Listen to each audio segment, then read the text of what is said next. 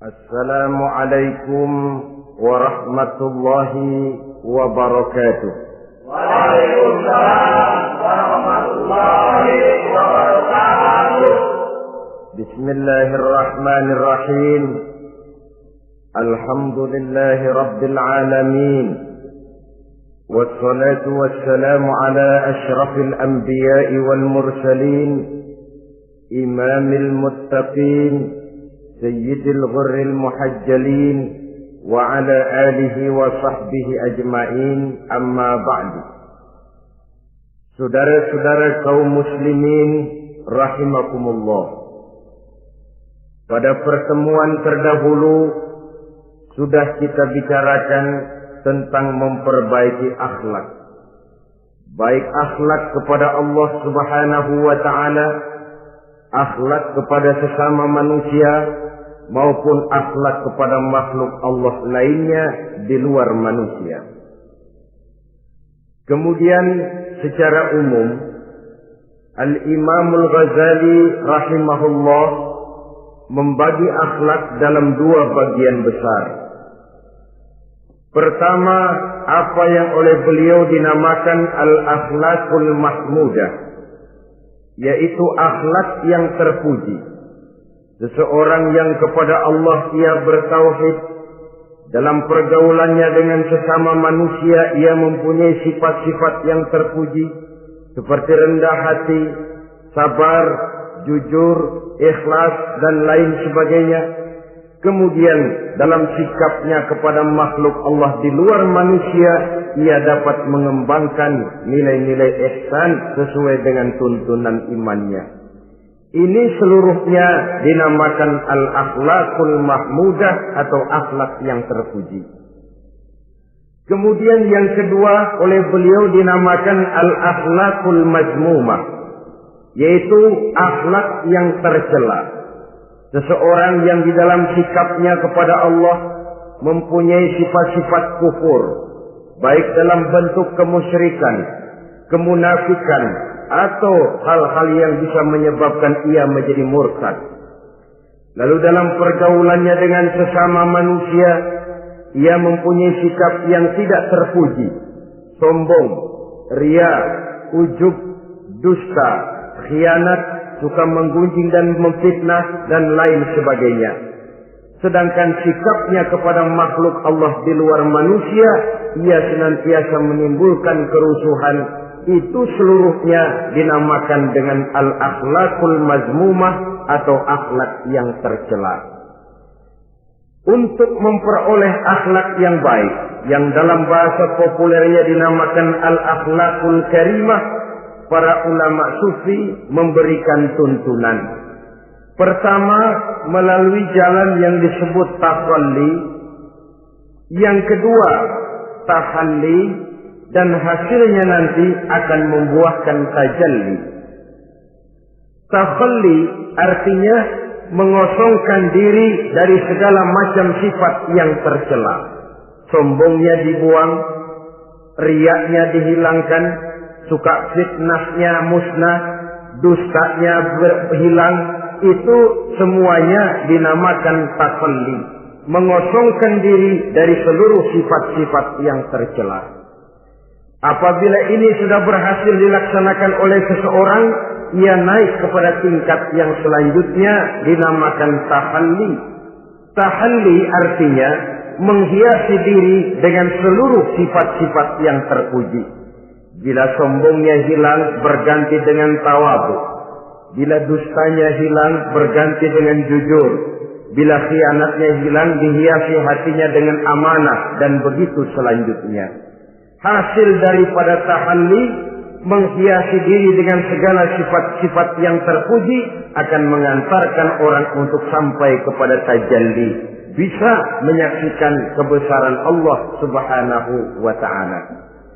Maka pada pertemuan kali ini kita akan mulai dengan yang pertama, tafalli, mengosongkan diri dari seluruh sifat-sifat yang tercela, menjauhkan diri dari semua akhlak-akhlak yang tidak baik. Dan pertemuan ini akan kita mulai dengan membicarakan dusta dan akibatnya. Saudara-saudara kaum muslimin rahimakumullah. Salah satu nikmat yang diberikan Allah kepada kita makhluk manusia dalam hidup ini adalah kemampuan untuk berkata-kata. Kemampuan menyalurkan hasrat hati dan keinginan jiwa melalui ucapan dengan bahasa sebagai alat komunikasi. Sehingga orang lalu berkata bahwa al-insan adalah hayawanun natiq. Manusia sebenarnya adalah binatang juga. Cuma saja manusia binatang yang pandai berbicara. Oleh karenanya ini merupakan satu nikmat yang sangat besar yang perlu kita syukuri. Lidah bisa menempatkan seseorang pada posisi yang tinggi. Lidah juga bisa menempatkan orang pada posisi yang paling rendah. Karena lidahnya orang dipuji, karena lidahnya orang dicaci maki dan dicela. Pendeknya seperti kata pepatah, al-lisan saghirul jirmi azimul jurmi. Lidah itu walaupun kecil bentuknya tetapi besar akibatnya. Hampir sebagian besar dari kesulitan-kesulitan yang menimpa manusia pada mulanya disebabkan oleh lidahnya. Sehingga pepatah mengatakan salamatul insan fi hifdzil lisan. Manusia akan selamat apabila dia pandai menjaga lidahnya. Seperti orang kita bilang, lidah tidak bertulang. Artinya bicara kadang-kadang demikian enak, bicara kadang-kadang demikian nikmat, tidak terasa akan membawa akibat yang tidak pernah kita perhitungkan sebelumnya. Oleh karenanya, salah satu yang menyebabkan manusia bisa turun nilai kemanusiaannya apabila dia telah mempergunakan lidahnya untuk suatu yang lazimnya kita namakan dusta. Apa sebenarnya dusta itu? Dikatakan al-kadzib huwa adamu mutabaqatil khabar lil waqi'. Dusta ialah tidak adanya persesuaian antara berita dengan kenyataan. Itu yang dinamakan dusta. Berita tidak sesuai dengan kenyataannya. Nah, bentuknya bisa mengada-ada, bisa menambah-nambah, ataupun mengurang-ngurang. Itu bentuk-bentuk daripada tidak sesuainya berita dengan kenyataan. Mengada-ada, yang tidak ada diada-adakan, itu jelas merupakan dusta. Kemudian menambah-nambah, beritanya sebenarnya cuma 1 meter, tapi disampaikan orang kepada kita 5 meter, yang 4 meter tambahan. Disitulah kemungkinan terjadinya penyusupan-penyusupan berupa dusta adanya. Ataupun mengurang-urang. Beritanya sebenarnya 8 meter, sampai ke kita cuma 2 meter. Yang 6 meter berita itu dikorup. Itu juga sudah bagian tersendiri daripada yang dinamakan dusta. Oleh karenanya kita harus berusaha. Pertama dari sifat mengada-ada.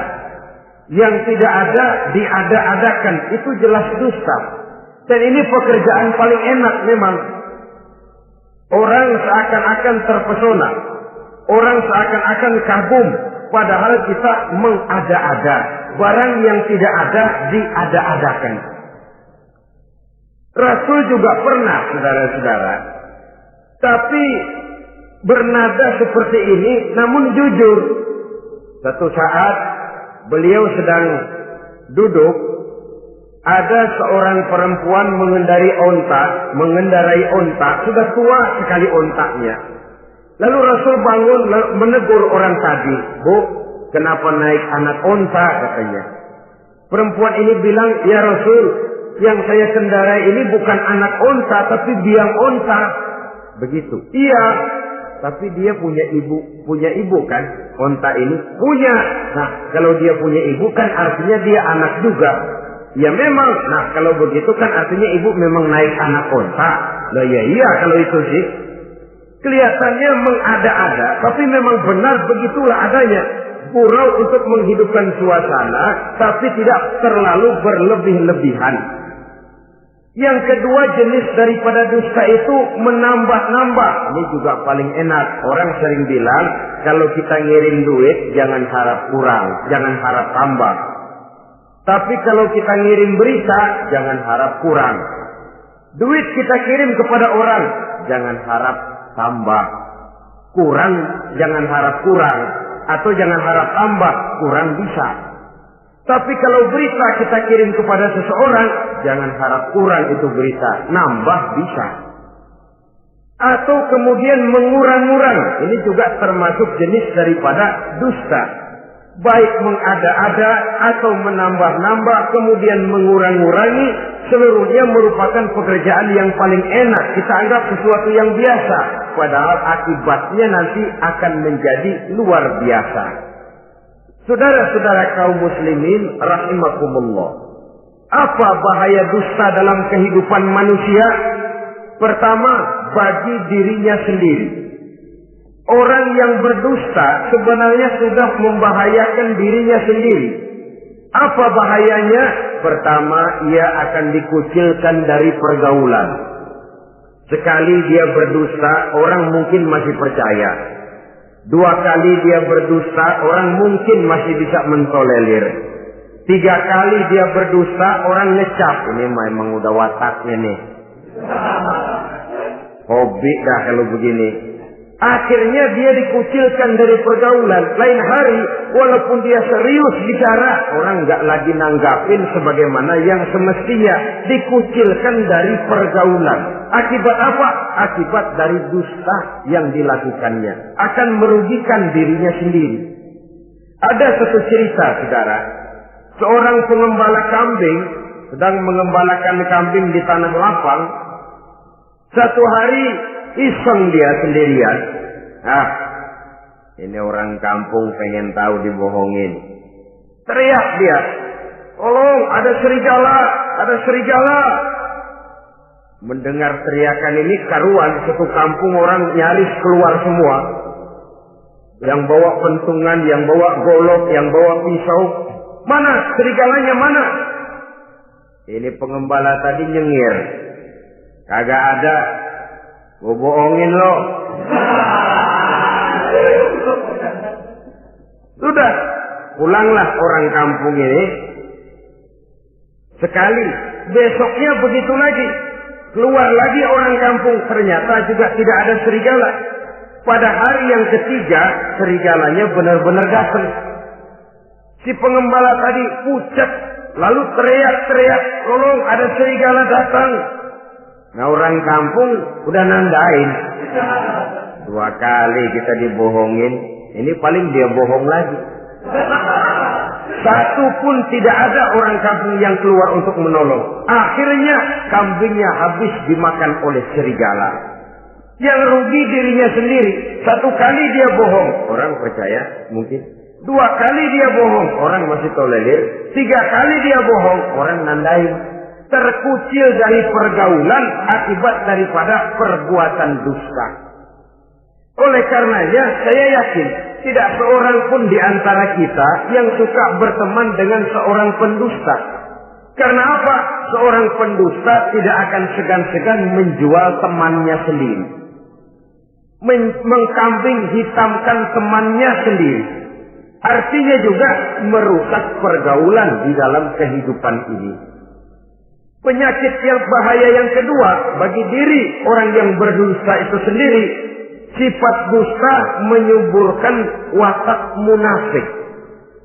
Nabi bersabda, ayatul munafiki salatun. Tanda-tanda orang munafik itu ada 3. Tandanya, biasanya kalau tandanya ada, ya munafiknya insya Allah ada. Apa tanda orang munafik itu? Pertama, iza haddatsa kadzdzaba. Apabila berbicara selalu bohong. Belum pernah kalau bicara enggak bohong. Bohong itu sudah jadi lalapnya. Artinya enggak sumbrah ngomong kalau enggak dicampuri bohong. Seperti kurang enak makan kalau tidak pakai lalap. Ada saja bohong yang dibuat-buatnya. Ini ciri atau tanda daripada orang-orang munafik. Apabila berbicara selalu berdusta. Satu. Yang kedua, wa iza wa'ada akhlafa. Apabila berjanji dia selalu ingkar. Selalu ingkar tanpa uzur yang dibenarkan oleh syar'i, itu termasuk ciri daripada orang-orang munafik. Karena itu kita oleh agama diajarkan jangan memastikan sesuatu. Pernah Rasulullah ditegur oleh Allah Subhanahu wa taala ketika datang orang bertanya, "Ya Rasul, Ashabul Kahfi itu sebenarnya berapa orang jumlahnya?" Ada yang bilang 5 orang, 6 dengan anjingnya. Ada yang bilang 6 orang, 7 dengan anjingnya. Ada yang bilang 8 orang, 9 dengan anjingnya. Yang benar yang mana Rasul? Rasul menjawab, besok. Jawabannya besok. Kenapa Rasul berani mengatakan jawabannya besok? Sebab beliau ngandelin. Biasanya kalau ada pertanyaan dari umat, lalu turun wahyu sebagai jawaban atas pertanyaan tadi. Sudah. Besoknya dari pagi Rasul nunggu wahyu turun. Enggak turun. Besok nunggu lagi. Enggak turun juga. Bingung. Sekali turun malah negur beliau. Wala taqulanna li syai'in inni fa'ilu dzalika ghadan illa ayyasha Allah. Kalau belum apa-apa Muhammad jangan berani ngeduluin. Besok. Semuanya hanya bisa terjadi dengan izin Allah. Illa ayyasha Allah. Oleh sebab itu harus diawali dengan insya Allah. Insya Allah besok saya pasti datang. Insya Allah ya karena kita beriman kepada Allah. Kepastian di tangan Allah. Pastinya karena kita memang berniat benar ingin datang. Kita kadang-kadang insya Allah ini jadi lalap sih. Asal dia bilang insya Allah udah tulen kagak mau dah. Besok ya, insya Allah enggak ada. Ini salah kaprahnya kita, saudara-saudara. Yang ketiga, ciri daripada orang munafik itu wa iza tumina khana. Apabila dipercaya, ia selalu berkhianat. Tidak pandai menjaga amanah dalam kehidupan ini. Tidak boleh mendapat satu kepercayaan lalu dikhianatinya kepercayaan itu. Maka jangan lupa bahwa kita diberikan lidah, kita diharuskan memelihara lidah. Dengan apa? Menjaganya daripada sifat-sifat dusta. Apabila berjanji, kita berusaha menepati. Apabila dipercaya, kita berusaha menjaga amanah. Kenapa? Mencari kepercayaan itu sulit, saudara. Tetapi memelihara kepercayaan itu jauh lebih sulit. Apalagi kalau yang bernama rahasia. Rahasia itu memang selama masih ada dalam hati. Kalau sudah kita bicarakan kepada orang lain, itu sudah bukan rahasia lagi sifatnya. Memang sih pada mulanya kita bisa ngomong. Nih gue ngomong begini nih sama lu doang nih. Lu jangan ngomong-ngomong sama yang lain ya. Nanti yang kita ajak ngomong lagi sama orang lain. Nih sama lu doang nih. Jangan ngomong-ngomong sama yang lain. Akhirnya kan terus sampai walaupun setiap kali ngomong mesti cuman malu doang nih ya. Tapi akhirnya tuh beritanya jadi merata menjalar. Kenapa? Rahasia adalah apa yang ada di dalam hati. Jikalau sudah kita bicarakan kepada orang, sudah bukan rahasia lagi namanya. Apalagi sifat manusia. Kalau dia lagi seneng sama kita, jangankan perbuatan kita yang baik, perbuatan kita yang salah pun masih dibenarkannya juga. Tapi kalau dia sudah jengkel sama kita, jangankan kita main judi, kita ngaji masih salah. Itu kalau orang sudah nggak senang itu ya begitu. Dia benci sama kita. Jangankan kita main judi, kita baca Quran masih salah. Tapi kalau dia senang sama kita, hampir matanya itu hilang dari penilaian-penilaian yang objektif. Oleh karenanya sifat dusta menyuburkan sifat kemunafikan di dalam diri seseorang. Yang diantara tandanya tadi, iza haddasa kadzaba. Apabila berbicara, ia selalu berdusta. Kemudian bahaya yang ketiga, orang yang selalu berdusta jauh dari ketenangan. Sebab apa? Pada saat kita mendustai seseorang, orang itu mungkin percaya. Tapi makin dia percaya, makin tersiksa batin kita. Kenapa? Hati kita sendiri ngomong, lu percaya kok gue bohongin? Kita sendiri tahu bahwa kita bohong. Itu yang menyiksa batin. Jauh dari ketenangan. Apalagi akan timbul satu sifat was-was. Ntar dia tahu. Bagaimana kalau rahasia ketahuan? Bagaimana kalau dia tahu saya bohong? Ini akan menyebabkan seseorang jauh dari ketenangan hidup. Makin rajin dia berdusta, makin tersiksa jiwanya. Lain kalau hatinya sudah mati. Dusta memang sudah jadi profesinya, kebiasaannya. Tidak merasa menyesal, tidak merasa berbuat salah. Dusta itu sudah jadi hobi. Sehingga enak saja. Hati sudah jadi mati kalau sudah begitu. Dan sepanjang hati sudah jadi mati, itulah yang paling kita khawatirkan. Artinya nilai kita adalah bangkai berjalan dalam pandangan Allah Subhanahu wa ta'ala. Saudara-saudara kaum muslimin rahimakumullah. Oleh karenanya membahayakan diri sendiri dosa itu. Yang kedua, berbahaya bagi masyarakat banyak. Tentu saja apabila status sosial kita tinggi, makin luas akibat daripada kedustaan kita. Seorang kepala rumah tangga yang berdusta, seluruh keluarganya jadi rugi. Seorang kepala kampung yang berdusta, rakyat sekampungnya rugi. Seorang gubernur berdusta, rakyat satu provinsi rugi. Seorang pemimpin negara berdusta, rakyat satu negara rugi.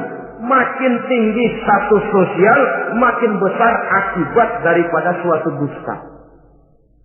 Oleh karenanya, menimbulkan keresahan di tengah masyarakat. Masyarakat itu apa? Dimulai dari masyarakat yang paling kecil, rumah tangga.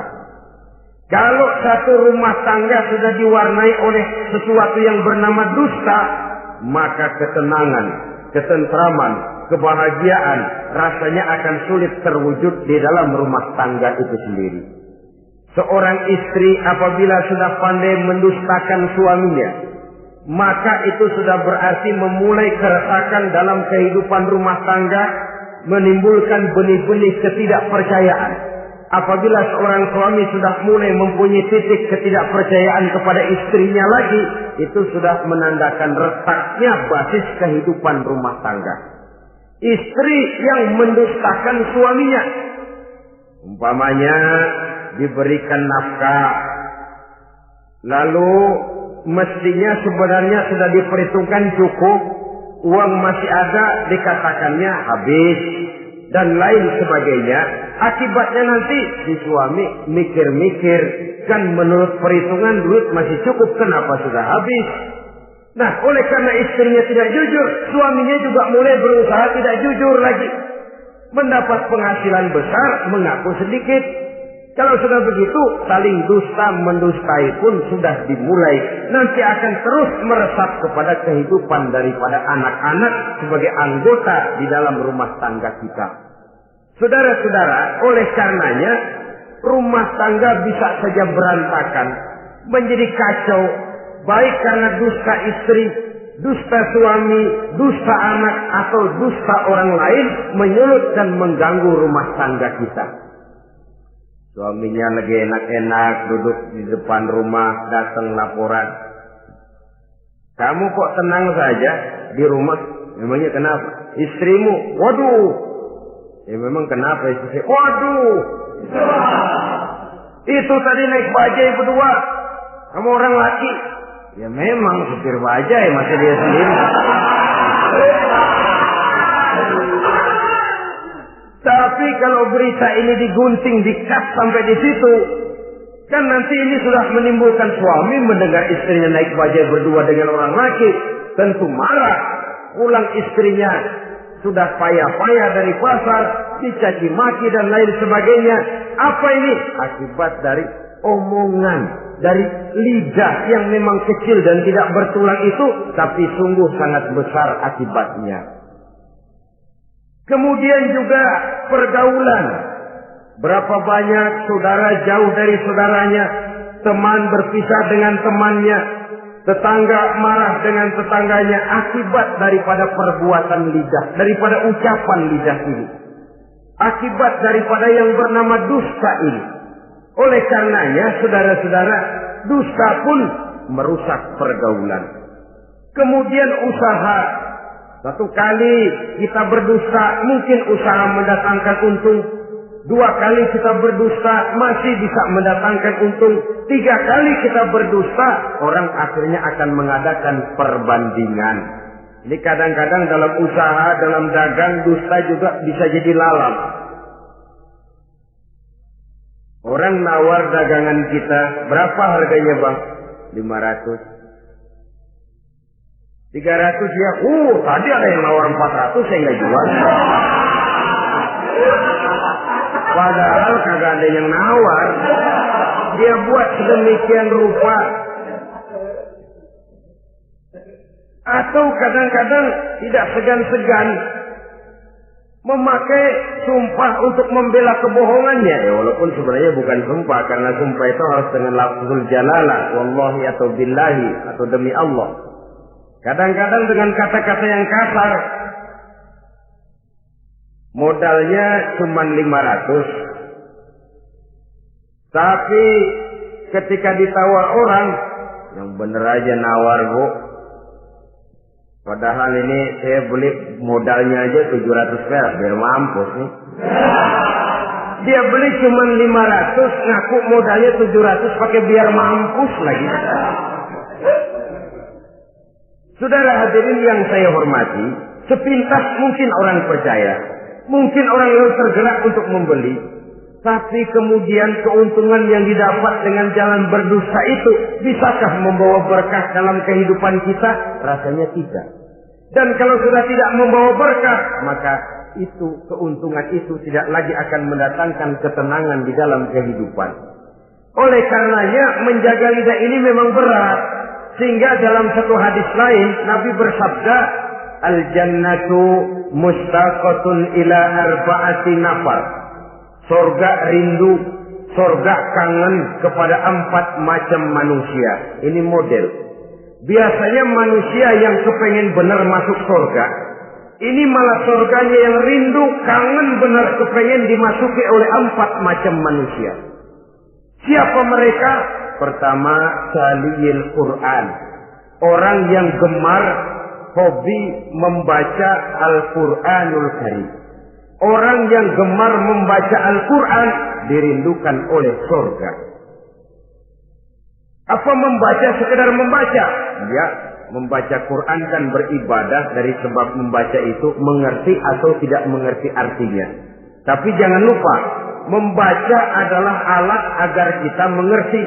Mengerti adalah sarana agar kita bisa mengamalkan dengan baik. Itu maksudnya.